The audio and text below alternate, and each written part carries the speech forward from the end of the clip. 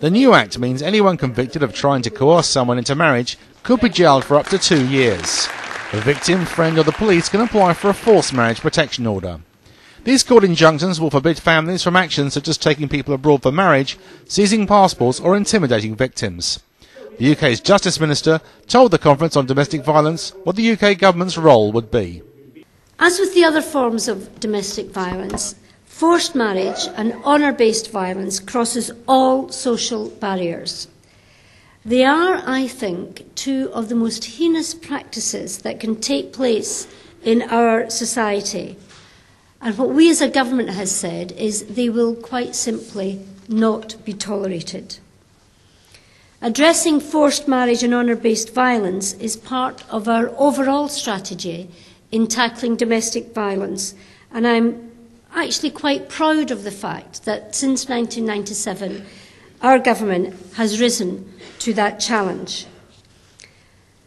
The Foreign Office has been providing consular assistance to British nationals overseas since 1999, and so far this year, jointly with the Home Office, the Forced Marriage Unit has been providing advice, support or assistance in over 1,500 cases of forced marriage or potential forced marriage, and have led on developing new policies and awareness of that issue.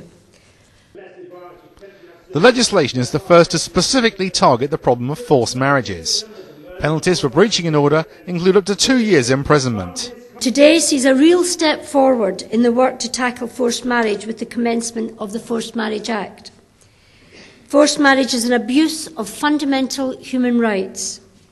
The Act sends out a clear message that we will not tolerate it. I'm very proud of the work that my department, the Department of Justice, has done to make this Act a reality. And as from today, courts can make forced marriage protection orders to protect those who face being forced into marriage or who already have been forced into marriage.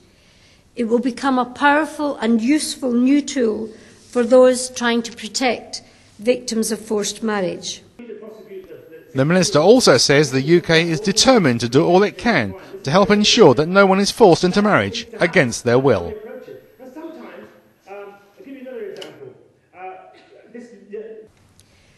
We all have a role to play in tackling forced marriage, and I hope that today you are thinking about the ways in which you can support victims who come to you.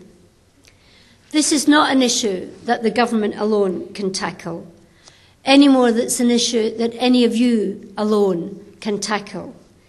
It is one that we have to work together in partnership, government, the voluntary sector, local community partners.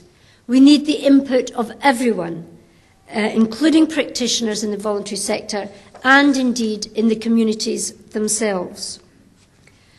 You will already have heard of and are likely to hear through the rest of today of many appalling decisions that forced marriage victims have had to make, and you will be hearing from people who have lived through that.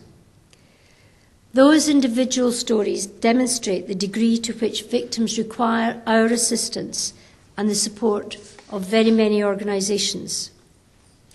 We've made substantial progress tackling forced marriage, and we're proud of what we've achieved so far, but there is much, much more still to do. Together, I am confident that we will make sure that such terrible practices, such appalling behaviour, are simply consigned to history and will not be tolerated in our democratic society. Thank you very much. The UK government believes the new Act sends a clear message that forced marriage will not be tolerated and those responsible will be held accountable.